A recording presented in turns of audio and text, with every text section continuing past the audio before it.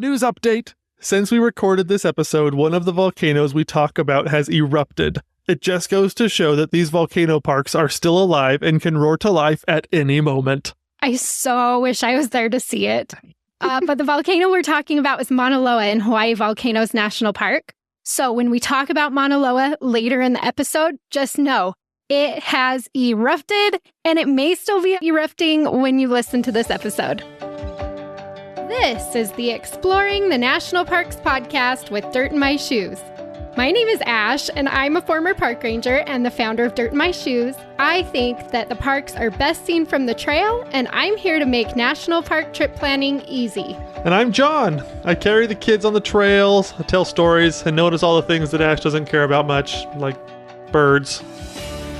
Join us as we show you around America's spectacular national parks. We're sharing our favorite places, fun facts, adventures, and misadventures. And we'll even throw in a little trip planning. Let's start exploring.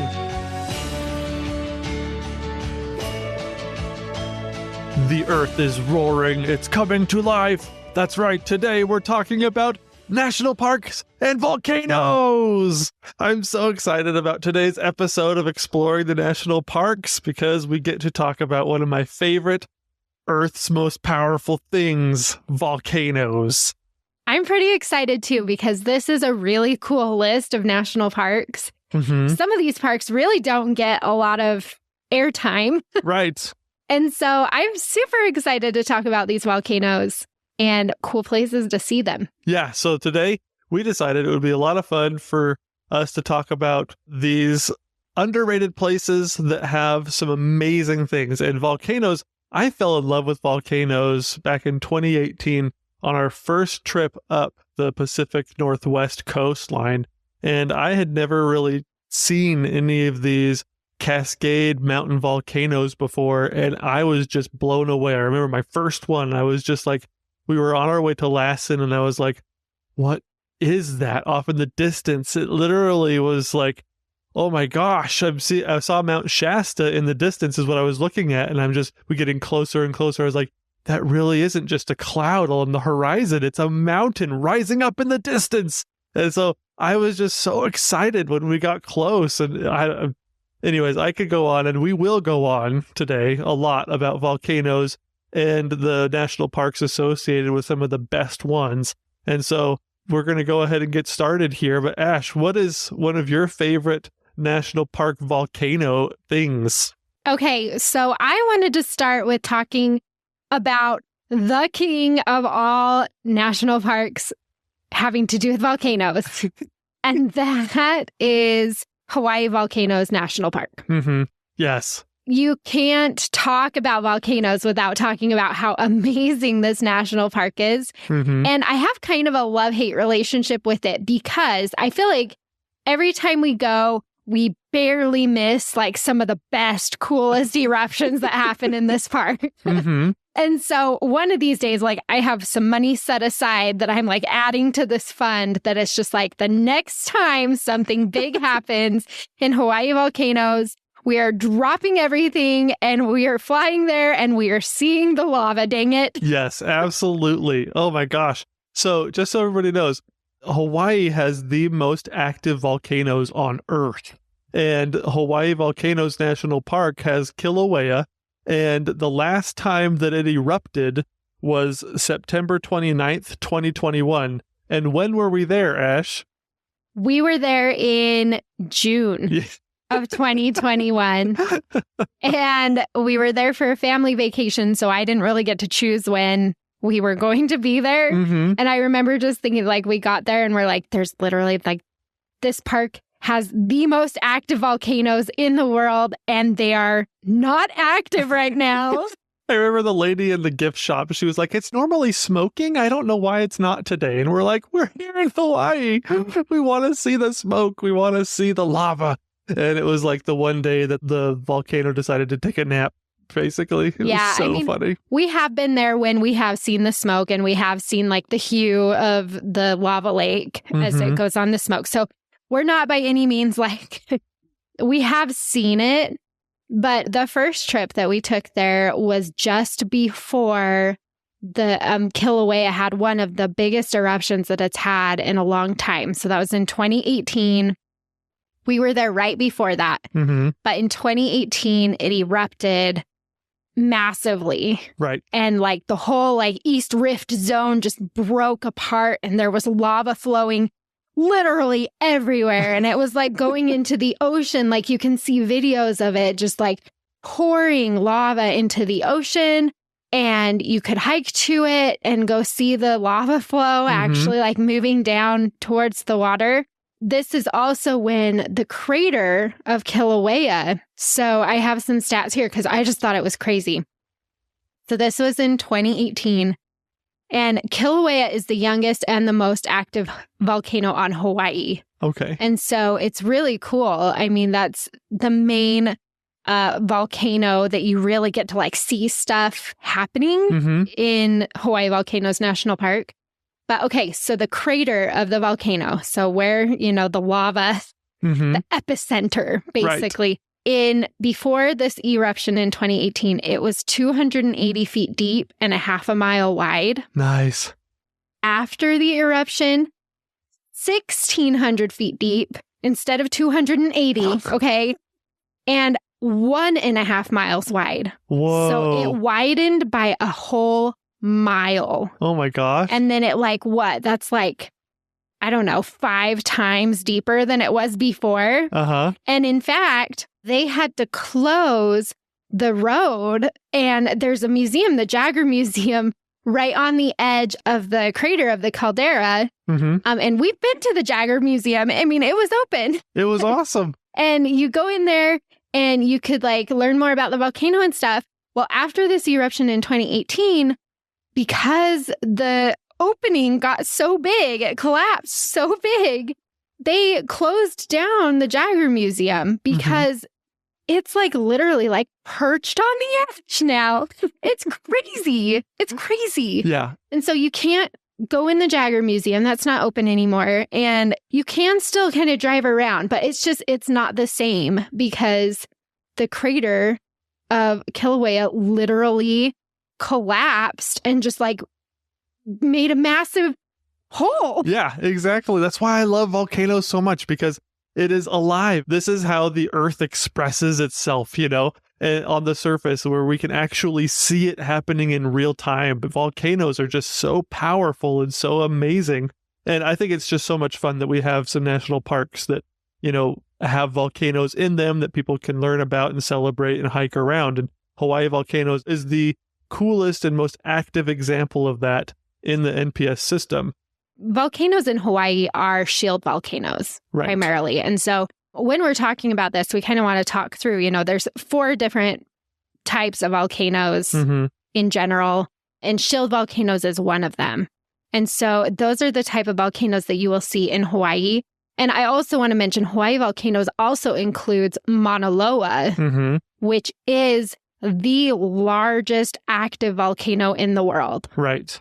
So huge. It's so crazy because if you think about it, not only is it just what you see there, you know, when you're traveling around the island, but you think about Mauna Loa and everything coming up out of the bottom of the ocean. The shield volcanoes, they are land building volcanoes, basically. They're like the only volcanoes that make land enough for people to live on. I mean, that's why Hawaii is there, because of all these giant volcanoes.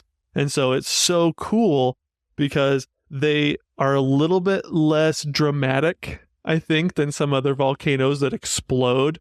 Shield volcanoes are a little bit more runny, I guess is a good way to put it. The lava is a little bit more viscous, and so it's not quite as thick, and it doesn't explode as much. And so they'll have lava tubes, you'll have, you know, fissures and different things to help transport the lava around. And so these shield volcanoes just make these giant mounds of earth, and that's what Hawaii is. And so Mauna Loa, Kilauea, that's what they do. And so it's just such a cool way to experience the park, because literally everything you're driving on and hiking on and seeing is a result of these volcanoes.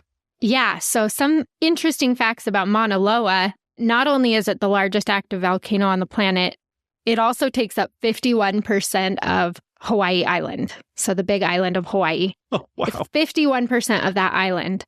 There's 13,681 feet above sea level that you can see, which is really tall. I mean, it actually snows on the summit of some of these volcanoes. They're so tall.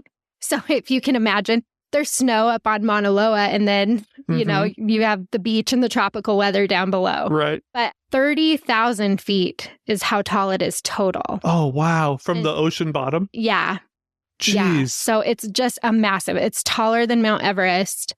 That's what I was about to say. I was like, isn't Everest like 28,000? Yeah. So like it's that? taller than Mount Everest. Here's the kicker. This is what's crazy to me, is that it erupts on average since like the 1830s. It has erupted once every 5 years. Whoa. But it has not erupted since 1984.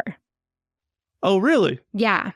So we are now in the longest quiet period that this volcano has ever seen since we've been recording what's been happening. But like when you drive around the big island of Hawaii, I mean, everything is volcanic rock. You can see the lava flows, like where they come down, especially like if you're staying in like Kona. It's like, it's a little disconcerting because you're looking up at the mountain and you're going, I can see where there was an eruption. And your house is in the line of that lava flow, you know, like it's crazy.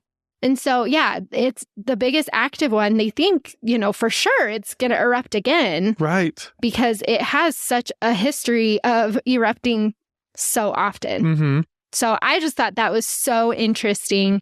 But yeah, those two volcanoes are part of Hawaii Volcanoes National Park.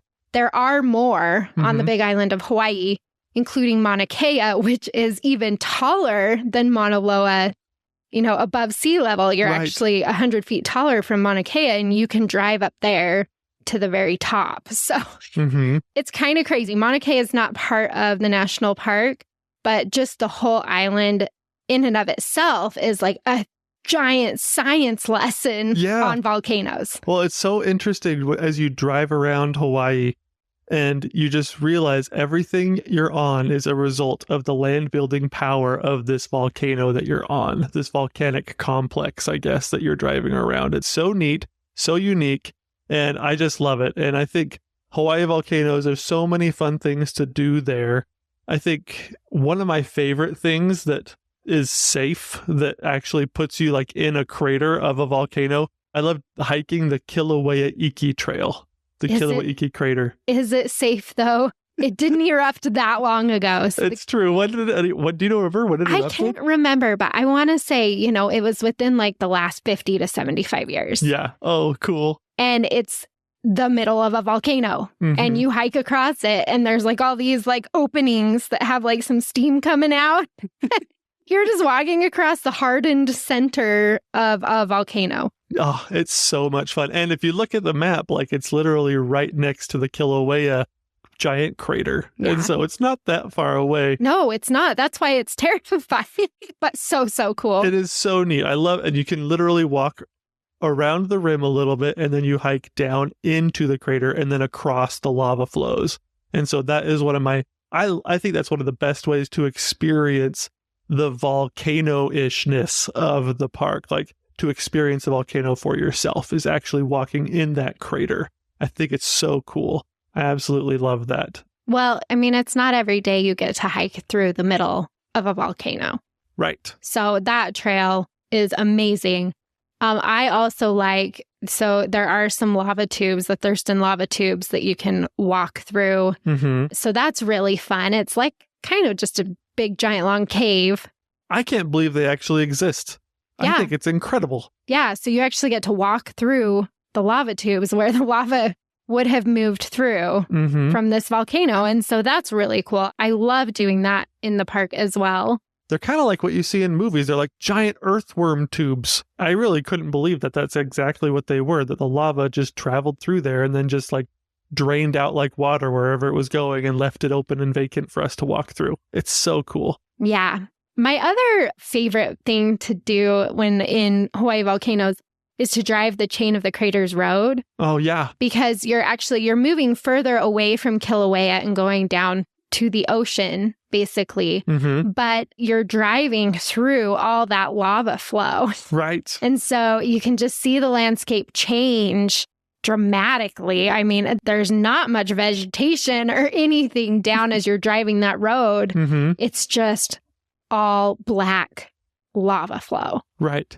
And where there is plant life, like it's amazing how where it is, it's amazing how quickly and how little soil some of those plants actually need to create a little jungle, and so it's kind of fun. And where there is plant life, that's like an ancient lava flow. And the new ones are the ones where it's all black and has no plants on it, So you see geologic time a little bit on as you're driving and be like, oh, that must have been 200 years ago. And this one was 300 years ago. And this one's last week.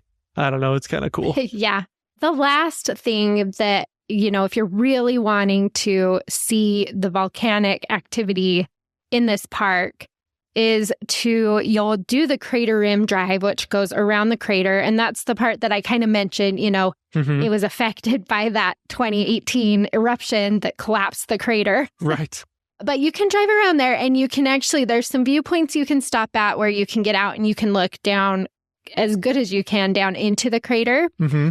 And then there's places like if you go there at night or in the early morning when it's still a little bit dark, then you will be able to see that lava lake kind of glowing, projecting the red and orange colors from it onto the steam that's coming out of that area. Nice. Yeah, that is super fun. I think that would be a really unique experience for anybody who wants to go and do that, to actually see the lake of lava, and the light that it makes, because that's so cool. I think the thing that most people ask when they go to Hawaii Volcanoes is, where is the lava? Mm-hmm. And it changes. It just depends. When you're there, it's going to be different than when we were there. Right. And so you'll want to go on to the official NPS website. They have a place where you can click where you can see kind of where the best spots are to see the lava at that time. Mm-hmm. And so definitely check that out, because the experiences we've had in the park are going to be different than what other people have going forward, because it's constantly changing. Yeah, it's an ever-living landscape, and that's so neat about it. So very cool. Number 2, the next volcano park that we want to head to is my absolute favorite hiking park, Mount Rainier, the Great Mountain. I absolutely love this place, and it's a totally different experience than Hawaii Volcanoes, but the Mount Rainier is a different kind of volcano than what you find in Hawaii. So Hawaii is a shield volcano, very flowy, kind of a big giant mound. Mount Rainier is considered a composite volcano, and those ones are kind of volatile. And so it's like Mount St. Helens a little bit. You never know when it's going to go, but there are telltale signs, that scientists can figure out if it's a risky time to be there or not. But Mount Rainier, it's huge. And composite volcanoes are the ones that just get thousands and thousands of feet tall. They're usually covered in snow. This one's covered in glaciers, and it's got mountains all around it. And it's just the best hiking park ever. I love Mount Rainier. I found some really interesting facts about Mount Rainier because, you don't think of it as a volcano park, even though it is a volcano. It's a very prominent volcano, but that's not why most people go there. Mm-hmm. But I thought this was interesting. Okay, so the last eruption of Mount Rainier was 150 years ago. Which is so soon. Yeah, I mean, geologically, that's like nothing. Yeah. But the thing is they also say that Mount Rainier is the most hazardous volcano in the Cascades. Oh, most hazardous? The most hazardous. Whoa. And most of that is because there are 3.3 million people that live within the strike zone of Mount Rainier. You're not that far from Seattle. You've got some really big cities around in that area.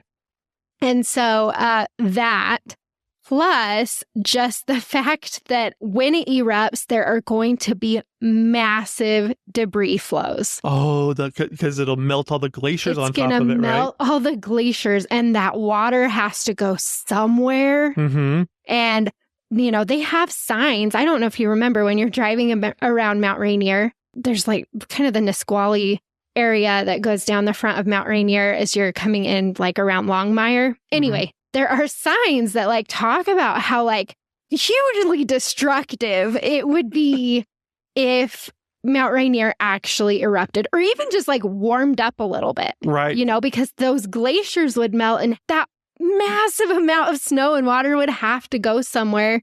And they're basically, if it happens, it's going to like decimate everything around Mount Rainier. Yeah. And one of the things that kind of is typical of a lot of these composite volcanoes that get huge, like Mount Rainier, is not only just the snow and ice flows and glaciers, but mud flows and rock flows and rock falls and things like that. And oh man, so one of the best examples of that actually is if you're in the Sunrise area and you're kind of up near the visitor center and you look towards Mount Rainier, you can see this giant glacier and it's called the Emmons Glacier. It's actually the biggest glacier in the lower 48 and it's just sitting there, you know, on Mount Rainier.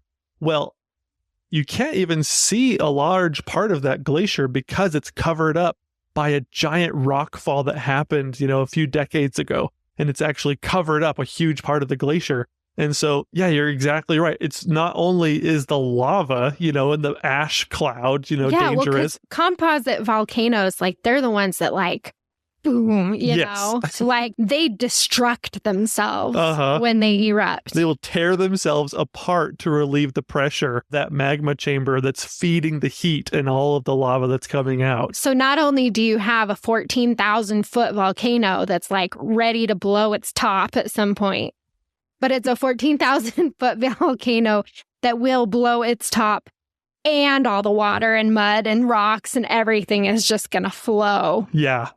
Ooh, that'll be crazy. So honestly, when I'm in Mount Rainier, I try not to think about that it's a volcano. You just try to admire the amazing beauty that you're enjoying and hiking around. Because yeah, if you think about it being the volcano, then it does give you a little bit of eeriness to it. Which in preparation for this, I had an ambiance YouTube video of like Mordor and Mount Doom going on in the background to kind of get me in the mood for this. It was pretty intense. So that's kind of what I picture.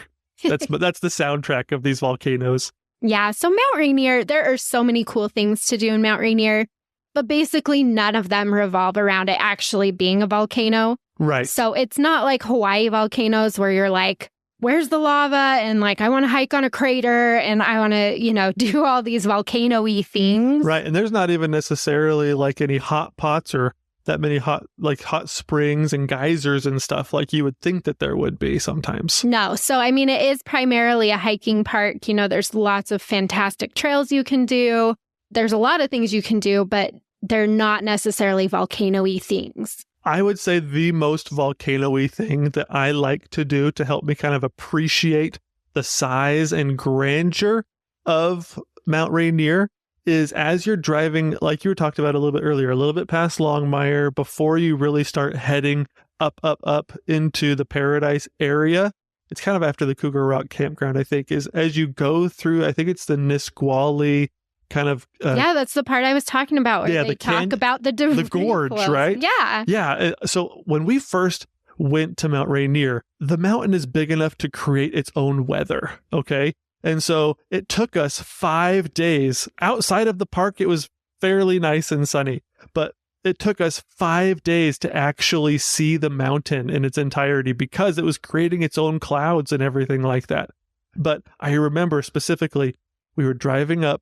There's this not really a bridge, but it goes over these giant rocks in this gorge. And we just kind of parked the car and we got out to look. And the sun was just hitting a little bit right through the clouds.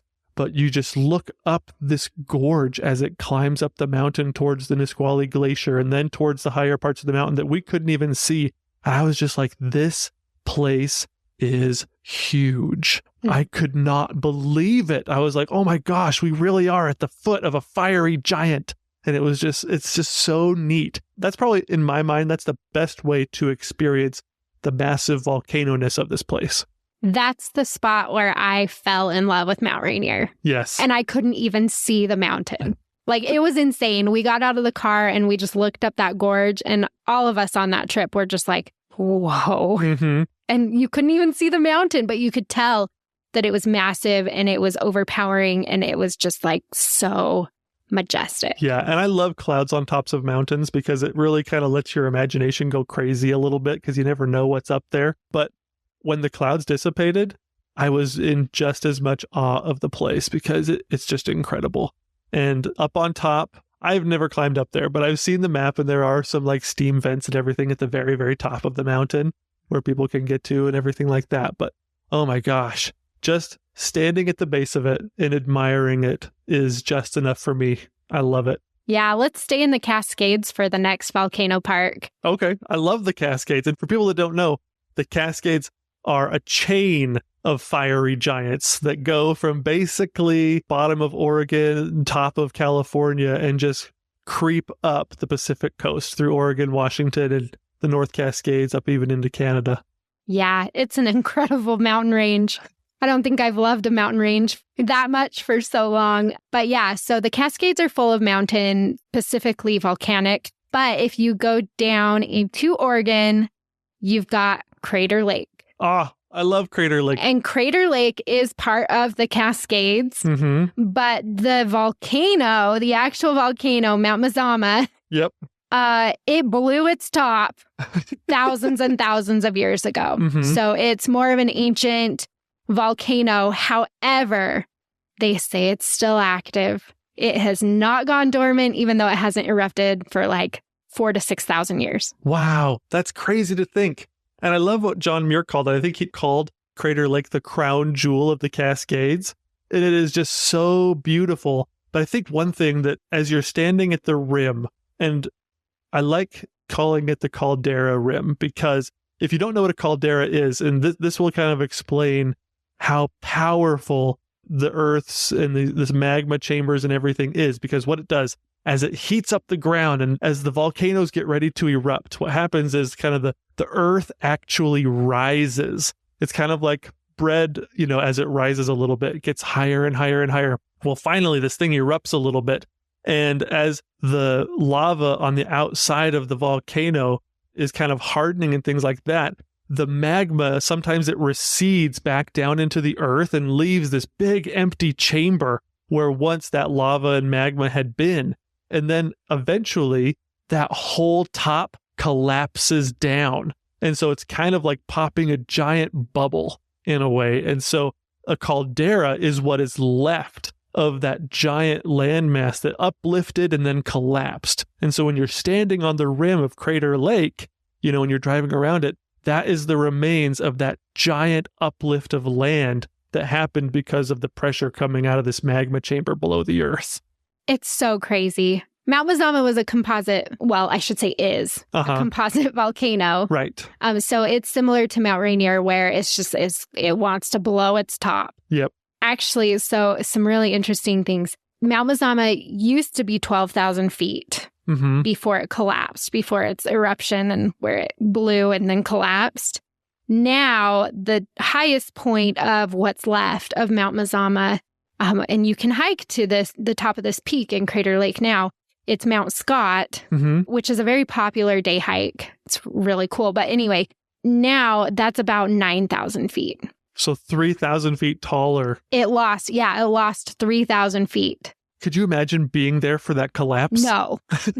But they do say that Native Americans did see it. They have some tales about it or something? Nice. It was like 7,700 years ago or something is when the big one happened or whatever. And anyway, but so interesting. Well, something like that would definitely make it through oral histories, man. That's something you don't forget. Yeah, so we do have some history of that. So the caldera, like you said, the caldera of Mount Mazama is now full of water, and that's Crater Lake. Nice. I love it. It's so blue. It is so pretty. I love just standing on the rim because I've never seen bluer, clearer water. So do you know how deep Crater Lake is? I know that it's the deepest lake in the U.S. It's 1,943 feet deep. So that caldera is massive. And then the caldera just filled with water. And the way that it filled with water was precipitation. Just rain and snow? Rain and snow. It's insane. There's 2,000 feet of rain and snow sitting in that caldera. of a volcano. Wow. And that's Crater Lake. That is so cool. Here's something else. Okay, I'm like dying. I've totally geeked out on this. Which, if you know me, that's not That doesn't totally happen very normal. often. She's getting geeky. I love this. Mount Mazama is ranked 17th among the 161 potentially most dangerous volcanoes. No way. 17th. So, I mean, they're not saying it's dormant. They're not saying it's not going to erupt again. Even though it's been a long time, it still has massive potential. Nice. So that's pretty crazy to me. Here's something that is so cool. So when you're looking at a picture of Crater Lake, you'll notice there's an island in the middle of Crater Lake. Mm-hmm. And that island is called Wizard Island. Now, Wizard Island is actually a cinder cone, which is another type of volcano. They're It's much very, smaller. Yes, but it's very, very common to see these cinder cones, which is basically just where like another heat vent opened up.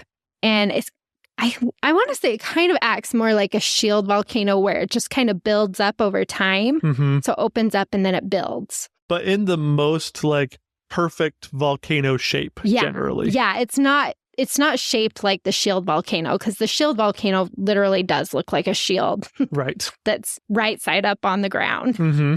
But okay, so Wizard Island is a cinder cone. And this is crazy to me. I mean, it's pretty big when you look at the picture, right? Uh-huh. Only 2% of Wizard Island is above the water. Really? Crazy, right? Whoa. Really didn't expect that. I thought that the lake would be totally different shape underneath the water. No, so here's what they're talking about. Like, they go scuba diving, they send equipment down there. Like, people are down in that lake looking around because it's the inside of a volcano. So it's not like a regular lake basin, you know, like there is stuff going on down there. Wow. Journey to the center of the earth Crazy, kind of experience right? there. I know. And so go look up a picture of Wizard Island and then just imagine you're only seeing 2% of what's there. I feel like whoever named stuff at Crater Lake had a real like fantasy streak going on. Do you know what the crater at the top of Wizard's Island is called? Oh, something about a witch or a... Witch's Cauldron. Yeah. So you got Wizard's Island at the very top. The crater of Wizard's Island is Witch's Cauldron. And then further out on Crater Lake, you know, kind of near one of the rim sides, is the Phantom Ship. And so I just feel like whoever named stuff here, I love their imagination and I want them to like write a story about what happened here, you know? I think it's so fun. Yeah, Crater Lake is so cool. Even though you can't really... Like, it doesn't look like a regular volcano. Mm-hmm. You know, I think a lot of people go there and kind of look down into it, not realizing exactly what they're looking at. Mm-hmm. Because it is a big, massive, beautiful lake, you know?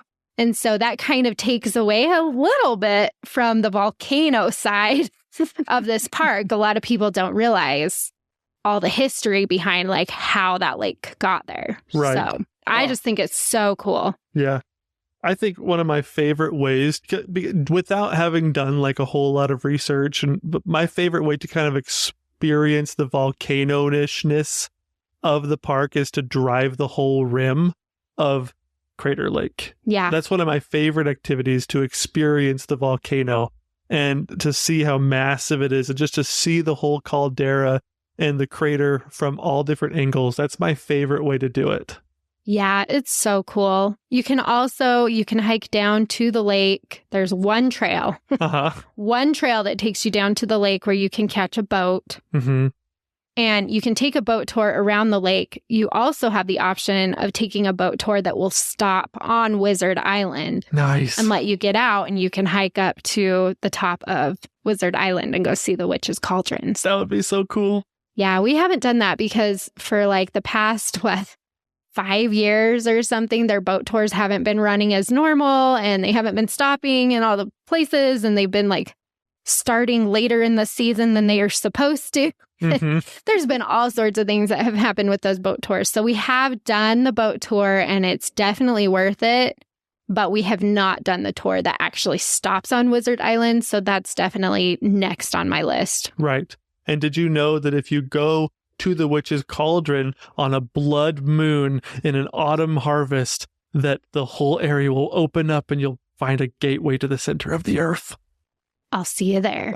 I mean, a couple other things you can do that are really volcano-y in Crater Lake is you can hike to the top of Mount Scott. That's the one I mentioned. That's the highest point of what was Mount Mazama now. Mm-hmm. So you can hike to the top of that, kind of getting the same feeling that you get when you drive around. You know, it's like you're getting a bird's eye view of the volcano, basically. So that's super cool. There's also a hike called the Pinnacles.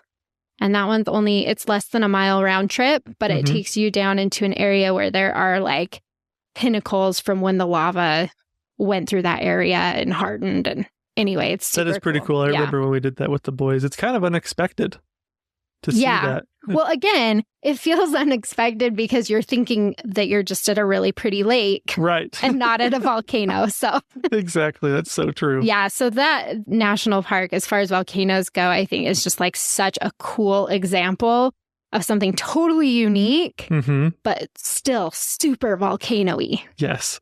Love it. I wonder if volcano-y is actually a word. I feel like I've been saying that a lot.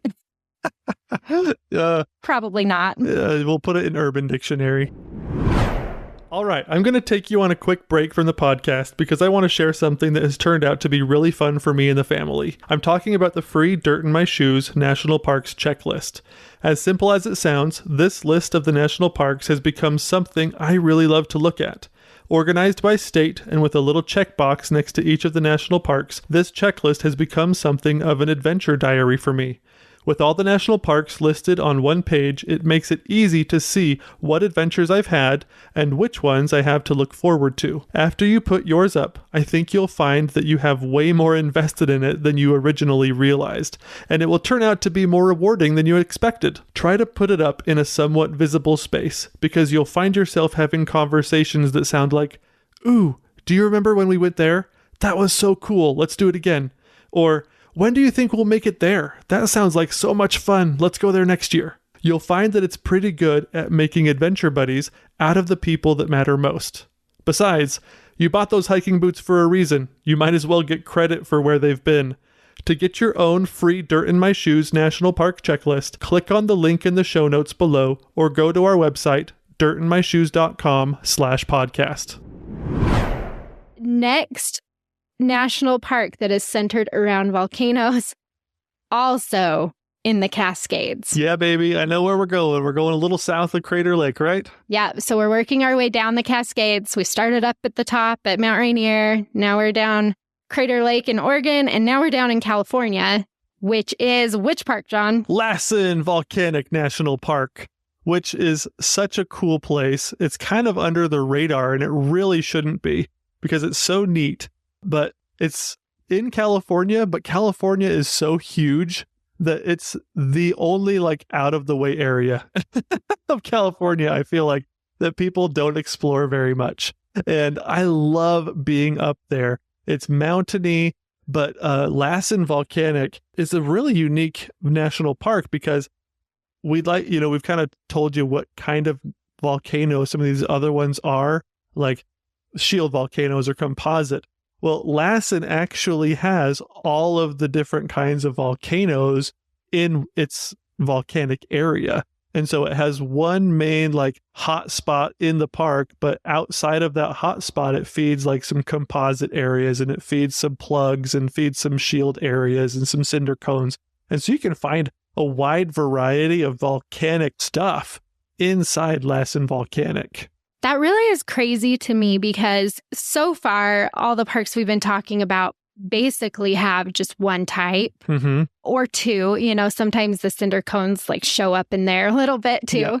But when I found out that Lassen Volcanic had all four major types of volcanoes in, a relatively small area. It's not that big a place. Yeah, it's not a very big national park, but like it has all four. That's insane. That's so cool. But unless you know that and are looking for it, you just drive around and think this is a cool hiking park, because it does have some volcanic stuff. But generally speaking, I mean, unless you visit Bumpus Hell and see the Sulphur Works area, I mean, you wouldn't necessarily notice a giant caldera or like a whole lot of cinder cones. You kind of have to look for it a little bit.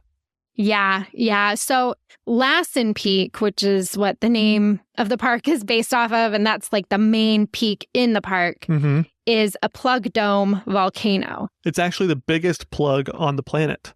Yeah. So do you want to talk about what plugs do? Okay, so plugs, there's some different features regarding plugs. So a plug usually has kind of thicker lava, thicker magma that comes up, and so it doesn't run like a shield volcanoes will. And so what it does is it just kind of builds up taller and taller and taller and creates this dome that eventually just hardens and looks like a mountain, a big domey mountain. And I don't know, it's just so neat. But those plug volcanoes also can kind of create some interesting land formations as they erode away.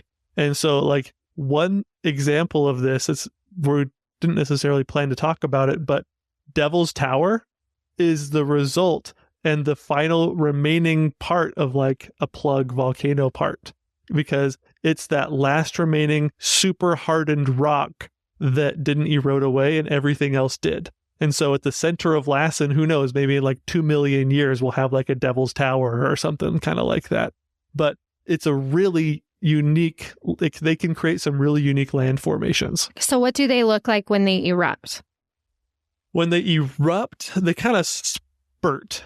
So they don't run, they don't go boom. They just kind of spurt up a little bit, and then the lava gathers and grows around the area where it sprayed out of the... So it creates a plug in the center of it because of how the lava is acting. Correct. Yeah, but it can shoot stuff because that's what the whole devastation trail is. Right. In Lassen. And that's actually the remnants of what happened on the last eruption. Yeah, which wasn't that long ago, you guys. It was not that long ago. They actually had people that I think photographed it. It was between 1914 and 1917. It had several eruptions during that time frame. And then you can walk around the devastation trail and you can see like rocks that used to be on the top of Lassen Peak that are now on the ground at the devastation trail, you know, how many miles away? Like it's pretty far away. It's super cool. And if you think like they tell there's some stories that you can read about how after things exploded, people were like, okay, I think it's been long enough. And they drove back into the park to kind of see and examine what happened. And people could put their hands on these rocks and they were still like sizzling hot. It's so cool. Yeah, it's cool because as you're driving around the park road too, you'll just see like these big massive rocks like sitting on the side of the road. And they're all rocks from Lassen Peak when it erupted, which would be terrifying. But oh my like gosh. 100 years later, you know, it's pretty cool to see. Yes, absolutely. So I'm so glad that they set this apart as a national park, but I wouldn't have wanted to be there. I'm happy to visit now, but I wouldn't have wanted to be there, you know, when it happened. That would have been crazy. But what's really unique about this park compared to a lot of the other ones we've already talked about so far is this one actually does have like some fumaroles, or like that's where gases and like steam and everything can come out of the ground. And like a lot of the other national parks we've talked about don't have any of those things. And that's all centered kind of in the Bumpass Hell area. It's kind of like the Yellowstone area of Lassen. And it's pretty unique and it's really fun. It smells bad, which I love. It smells like all sulfury. And that's my favorite place to experience the actual volcano-ness of this area. Yeah, so Bumpass Hell is 3 miles round trip. It's not too bad. It's a pretty good family trail. If you don't want to hike, you can see Sulphur Works right next to the road, just a little ways down the road, which also is like the bubbling mud and stuff. So you do get more Yellowstone-ish features in this park. You can also hike to the top of Lassen Peak. Right. So you can hike to the top of the volcano, which is super cool. That trail is about 5 miles. Another option is if you want to see some composite volcanoes. They're down there like on the southern entrance of Lassen, and you can hike to the top of Brokoff Mountain, which used to be Mount Tahama, which is the composite volcano that blew its top. That one's really cool. That one's 7 miles round trip. You can hike to the top of a cinder cone kind of up in the north. east part of the park. It's a little bit more far removed from the main park road, but you can do that. And so there are a lot of really cool things that you can do in this park to see all the different types of volcanoes that are here. It's so true. And yet my favorite thing to do in Lassen is to just chill in Manzanita Lake. Yeah, we like to kayak that lake. I love to just put my feet in the water, put my little kayak in the water, and just float around Manzanita Lake. And you can see some of the peaks from there. And so, it's the safest place to be, if you ask me, if the volcano were to erupt. I got my own nice, cool water resource. Yeah. Good to go. Yeah, that park is super cool and very underrated. I feel like it's just a really neat place. And you can see all 4 types of volcanoes, which will just blow your mind. So Yes. super cool. Oh, yeah, absolutely. And now I think we're going to head back to Hawaii, right? Yeah, for our 5th park that we want to talk about volcanoes, we got to go back to Hawaii. Yes. And we're going to the island of Maui, and it's Haleakala National Park. When we first wanted to travel to this national park, we had no idea how to say its name. And so we tried out a whole lot of different ways to say it. We tried Haleakala. Oh my gosh, that was not a real try. That was just us being stupid. I kept calling it Haleakala. I was just putting the emphasis on the wrong syllable. Right. But yeah, we had to ask a ranger. We're like, how do you really say this? But we're pretty good at pronouncing. We're usually pretty good. Yeah, we're pretty good at pronouncing the Hawaii names. But yeah, that one, we started calling it Haleakala as a joke just because it was funny. It was pretty darn funny. But one thing I think that is interesting about this park, it's very different from Hawaii volcanoes. Even though they're both in the state of Hawaii, they're both shield volcanoes, it looks and feels very different.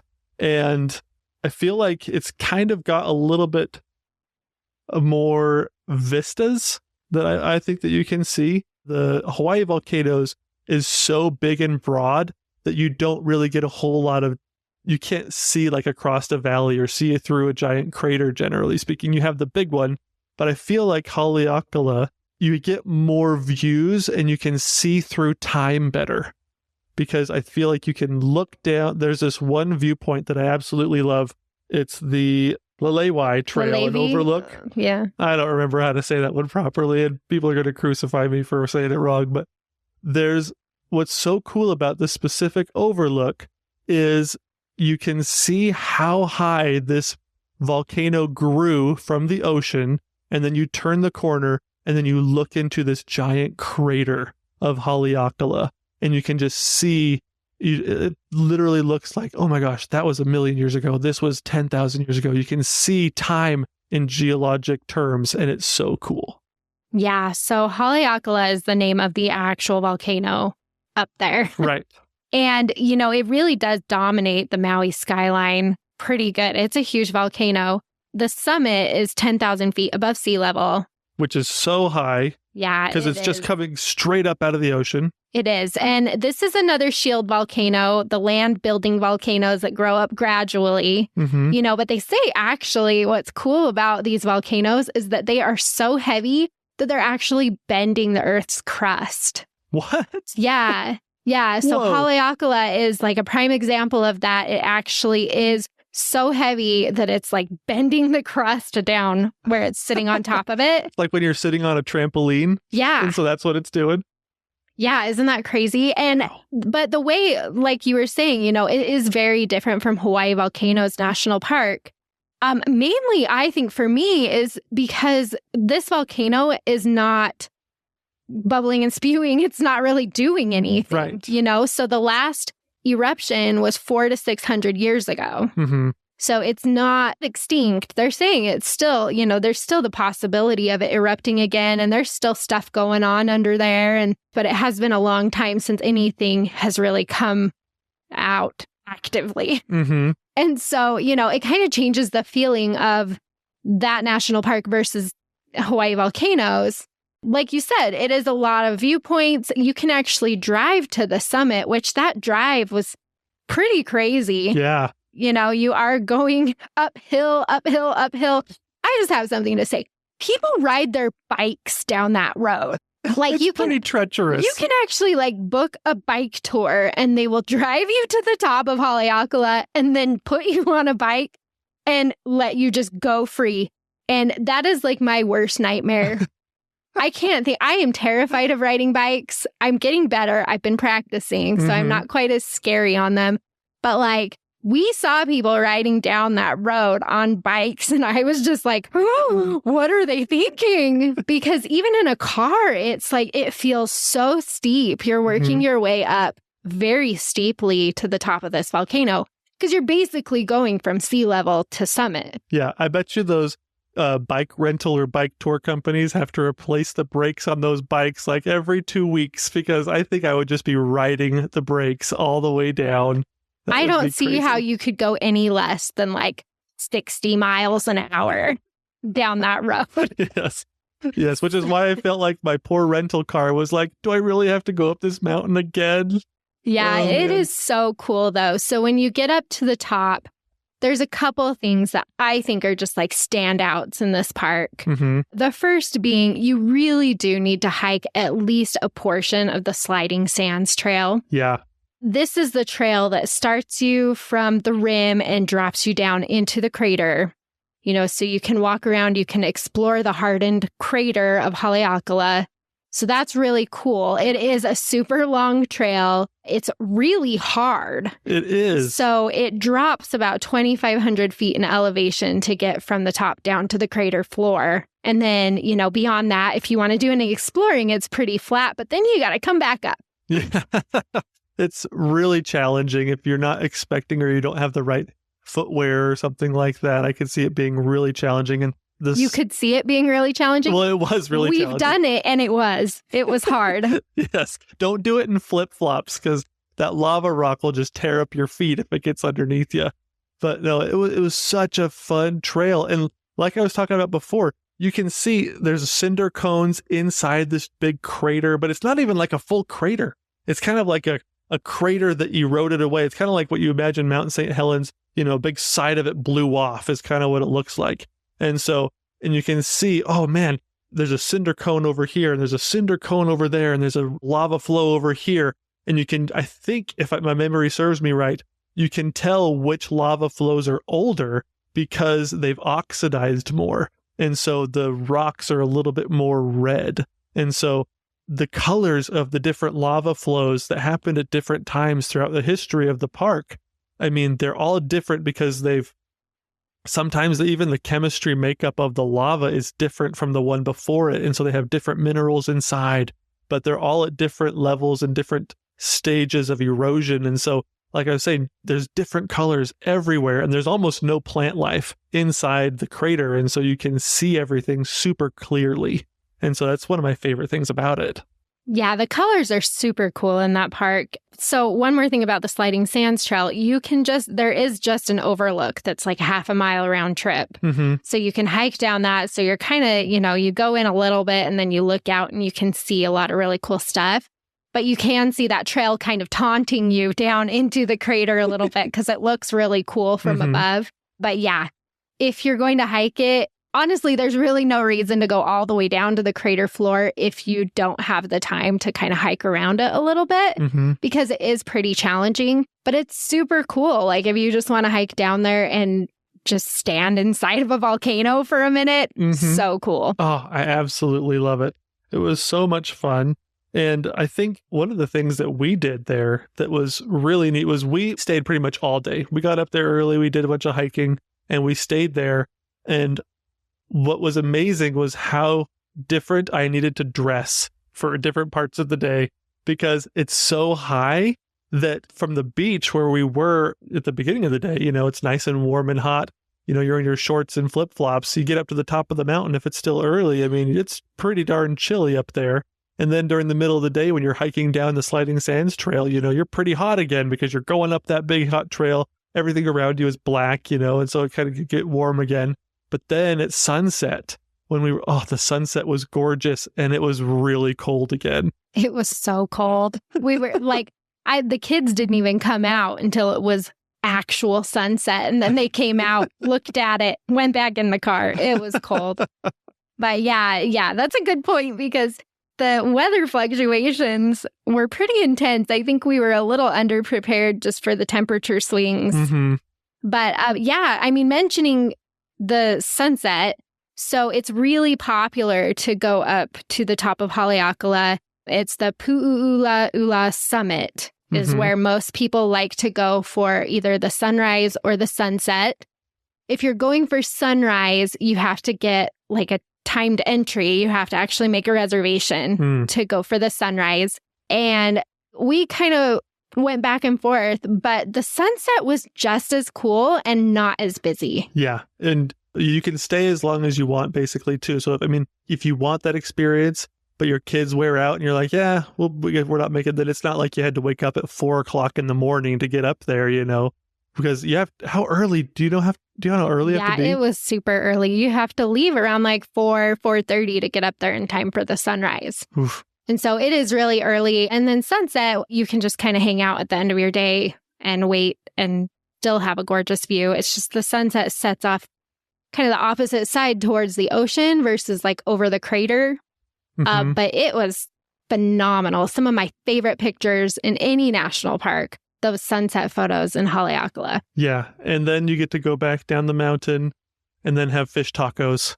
Yeah, that park is so cool. And it's very diverse, but that area where you're driving up to the summit is where you're going to see the most volcano-y things. Right. But what a lot of people don't know about Haleakala, I'll just mention this real quick, is that there is another section of the park and you've got to drive the road to Hana to get there. Right. And the road to Hana is like one of those super popular scenic drives that people do when they're on Maui anyway. So if you drive it all the way around, you'll get to another section of Haleakala that's more like the waterfalls and stuff like that. Right. So not only do you have the really super cool barren wasteland of the crater at the top, but you have awesome Hawaii jungle and banana bread along the road to Hana to the other volcano sections. Yeah, so that park is just super cool. I feel like we do have to mention one thing. We are not forgetting about Yellowstone when we're talking about these volcanic national parks. Right. Because those are our 5. Those are the 5 we wanted to talk about. Hawaii Volcanoes, Mount Rainier, Crater Lake, Lassen Volcanic, and Haleakala. Because those are like the big volcano national parks. There are some national monuments that are also volcanic. Right. We didn't want to talk about those today. But we are not forgetting Yellowstone. I know people are going to be like, what about Yellowstone? We're not forgetting about it, but it's not the same as like these big, massive, here's a volcano in the national park. Right. And this was an episode about volcanoes, not super volcanoes. Right. And so I was actually doing a little bit of learning of like, what is the definition of a super volcano? And I didn't realize this. They actually have a scale of how they rank and judge, kind of like a seismologist would for earthquakes and stuff. So in order to qualify for a super volcano, the scale is 0 to 8. And you have to be able to erupt at an 8. Oh, wow. to be considered a super volcano. So you literally have to be at the top. But also, when you do erupt, you have to expel lava and ash and all the stuff that comes out of a volcano. You have to emit that over 200 cubic miles of space to be considered a super volcano. The biggest thing that I think is crazy to me is that super volcanoes have to erupt at least 16 miles into the atmosphere in order to be considered a super volcano. I can't even imagine. And so none of the volcanoes that we talked about today are at an 8. So that's why we didn't talk about Yellowstone very much. This was about the other volcanoes, the more friendly volcanoes that won't incinerate a continent. Yes. But I hope you enjoyed this episode. It was really fun to talk about some different parks that a lot of people don't know about. If you have any questions, let us know. Or if you have a favorite volcano site that we forgot about or you'd like to know more about, let us know. Absolutely. We would love to hear from you. And if you do want to learn more about like the Yellowstone supervolcano, go to the Yellowstone Fun Facts episode that we did. We covered it pretty good talking about that. In fact, fun fact number 1. But yeah, volcanoes, I'm just so glad we got to do this. It was so much fun. I love visiting volcano national parks to celebrate and enjoy the majesty and stand in awe of these giant fiery giants. It's so cool. Thanks for exploring the national parks with us. Please share, like, and subscribe. And if you need any help planning your own trip, click on over to dirtmyshoes.com. See you next week. Same time, same place. And don't forget to get some dirt in your shoes.